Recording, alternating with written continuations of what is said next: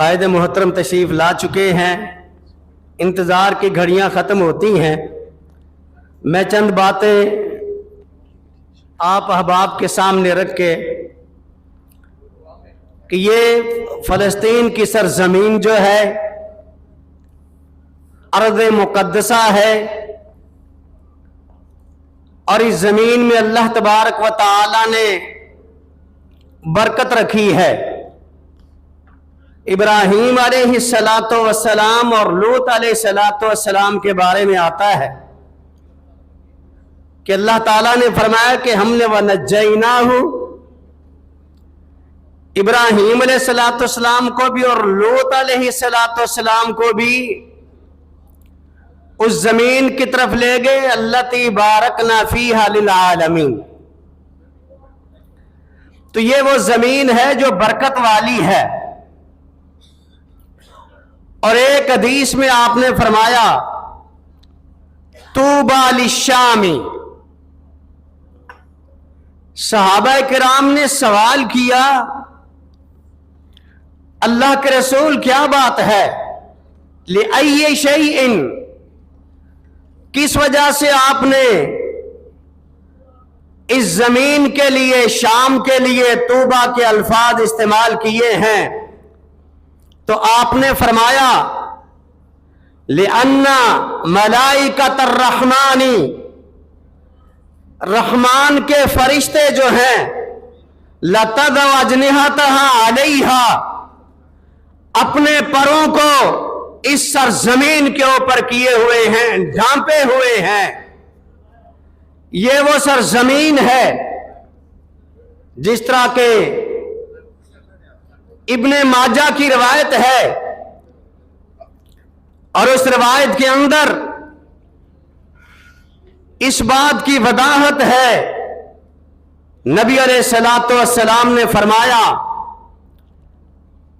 جب سلیمان بن داؤد علیہ السلام نے مسجد کی تعمیر کر لی تو تعمیر کے بعد آپ نے 3 دعائیں کی، اور ان 3 دعاؤں میں نبی علیہ السلام نے فرمایا کہ پہلی دعا کہ یہ جو بادشاہت یا بادشاہی حکم مجھے عطا کیا ہے اس جیسا کسی کے پاس نہ ہو، اس ملک جیسا بھی وسیع ترین جو علاقہ مجھے دیا گیا۔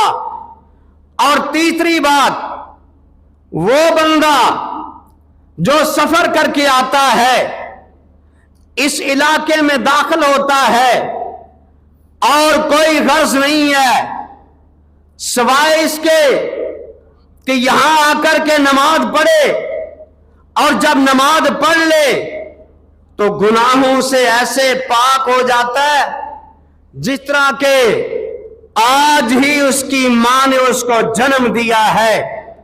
نبی علیہ السلام فرماتے ہیں ارجو اللہ، میں اللہ سے امید رکھتا ہوں کہ رب اس دعا کو قبول فرما لے۔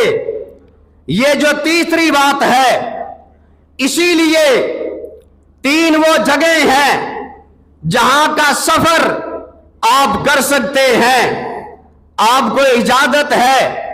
مسجد حرام، مسجد النبی صلی اللہ علیہ وسلم اور مسجد اقصی، یہ کیسی برکت والی زمین ہے۔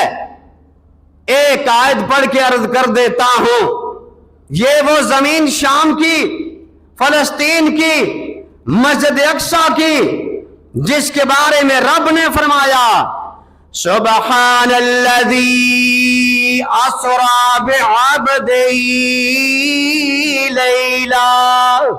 لیلا من المسجد الحرام الى المسجد الاقصى الذي باركنا حوله لنريه من آياتنا انه هو السميع البصير۔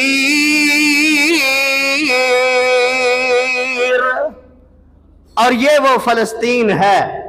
ابھی بیٹھے بیٹھے شیخ مکی کے ساتھ بیٹھا تھا تو میرے ذہن میں ایک بات آئی کہ یہ وہ فلسطین ہے جس کی آواز آپ تک میں رکھتا ہوں.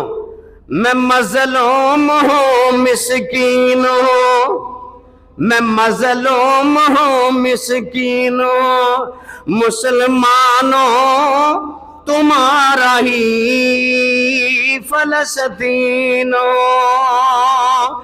میں مظلوم ہوں مسکین ہوں, ارے مسلمانوں تمہارا ہی فلسطین ہوں. اللہ نے میری مسجد کو قبلہ اول بنایا تھا, میری دھرتی پہ نبیوں کو بسایا تھا.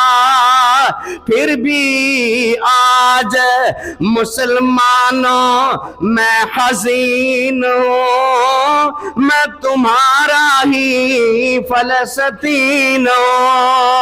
نبی محمد صلی اللہ علیہ وسلم کو میری دھرتی سے معراج کرایا تھا, آسمان پہ بلا کے نمازوں کا تحفہ عطایا تھا.